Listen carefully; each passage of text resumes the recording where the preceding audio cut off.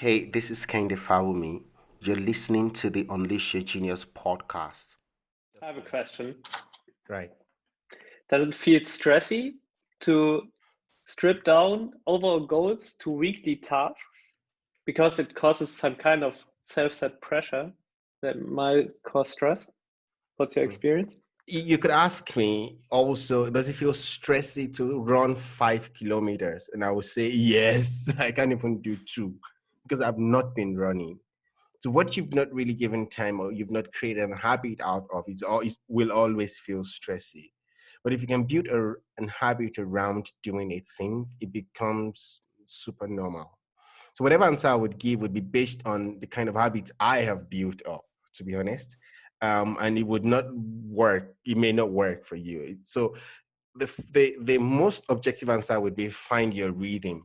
The fact that other people do some weekly reviews of goals doesn't mean you should do the same. It could mean that having a bi-weekly is what makes sense to you, or not having a time span to it and just trying to get into reading and getting your flow whenever you feel that it is it kairos now, when it feels right. But generally, it's about building the kind of habits, that helps you, maintain that and makes it easier for you. But habits are also like this.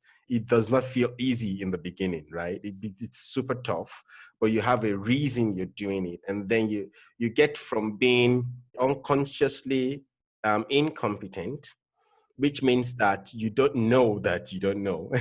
And then you go to consciously incompetent. You know that you're incompetent. And now you go to consciously competent. Now you know that you're competent, but you have to give a lot of effort to doing it. And then you go to unconsciously competent. And a good example here is with driving a car. You go because you don't know about, you can't drive a car, but you also don't care because you're a kid and it wasn't something important for you. And then at some point you want it, so you're more aware that you can't drive. But then when you're being trained, or when you start driving, you're consciously competent. Now you have to look everywhere. You have to know, to remember to put the point, you know what I mean? And then you go from to being unconsciously competent. Sometimes I drive from office to home and I'm completely thinking about something else. And then I get home, I'm like, okay, so how did I, what just happened? And that's it also with creating an habit around goal setting. And whether I feel stressed or not will be dependent on where you are in that curve.